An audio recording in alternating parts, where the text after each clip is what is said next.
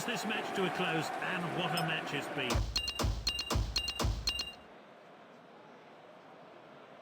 បាទសួស្តីអ្នកនេះស្វាគមន៍មកកាន់ channel ខ្ញុំទៀតហើយនៅក្នុងថ្ងៃនេះគឺយើងមកនិយាយពីការបើក ad ក្នុង game Dream League 2025 បាទដែល ad ទូរស័ព្ទខ្លះឬក៏ game account យើងខ្លះគឺអត់មានពាណិជ្ជកម្មមើលអញ្ចឹងអ្នកអាចទស្សនាវីដេអូខ្ញុំបានហើយចាំធ្វើតាមខ្ញុំមើល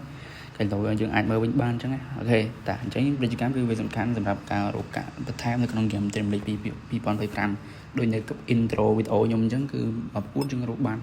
ហើយ100កាក់បន្ថែមពីការមើលពាណិជ្ជកម្មអញ្ចឹងណាអូខេអញ្ចឹងនេះគឺត្បូងដែលគេ free ឲ្យយើងអញ្ចឹងកុំភ្លេចបើកយកផងនេះឥឡូវគេឲ្យយើង20ត្បូង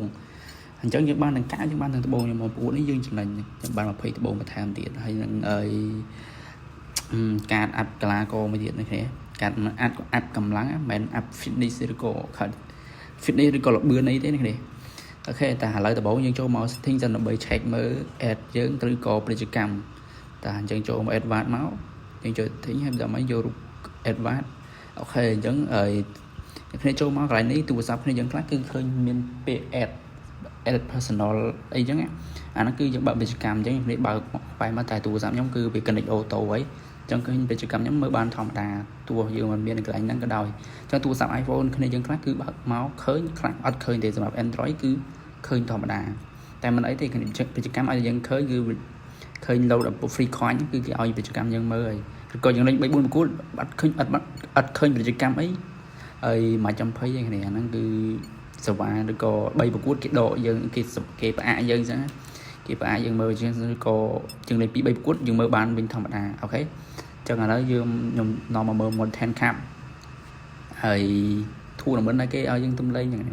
Mountain Cup ហ្នឹងគឺគេឲ្យយើងលេងយកកាតហើយនឹងកាក់អញ្ចឹងអាហ្នឹងគឺលេងកំណត់ round ណានេះ round 1ទៅដល់ final អញ្ចឹងយើងលេងតែ4 game អញ្ចឹង game ទី1យើងលេង round 1យើងឈ្នះ round 1ចូល game ទី2 qualify អញ្ចឹងណាអូខេឥឡូវអាហ្នឹងអញ្ចឹងវីដេអូខ្ញុំធ្វើលឿនៗនេះតោះអាហ្នឹងធ្វើលឿនទេដើម្បីឲ្យអ្នកគ្នាមើលថា option ណាខ្លះលេងយើងលុយឲ្យកាក់ត្បូងបានច្រើនអញ្ចឹង option daily ដែលនៅក្នុង challenge គ្នាយើងប្រកាសជាយល់ហើយព្រោះខ្ញុំធ្វើវីដេអូពីហ្នឹងគឺច្រើនដងហើយអញ្ចឹងបាច់អ្នកដែលមកថ្មីក៏អាចមើលបានអ្នកមកចាស់គាត់យល់ហើយសម្រាប់ធ្វើឲ្យការរកកាក់នៅពី challenge អីចឹងណា challenge អញ្ចឹង challenge គឺយើងបំពេញតាម option វាមក option ទី2គេឈ្នះវគ្គ Dream League Live ឲ្យបាន2 game អញ្ចឹងគ្នាស្គាល់ហើយវគ្គ Dream League Live ដែលយើងលេងជាមួយបរទេសផ្សេងៗអញ្ចឹងអូខេបាទឥឡូវយើងមកមើលកីឡាករយើងសិនអញ្ចឹងខ្ញុំសល់កាតអាប់កីឡាករចំនួន3អញ្ចឹងនៅ technical ហើយ fitness អញ្ចឹងខ្ញុំអាប់ Highland មកឥឡូវយើងមានលបឿន88ហើយគ្នា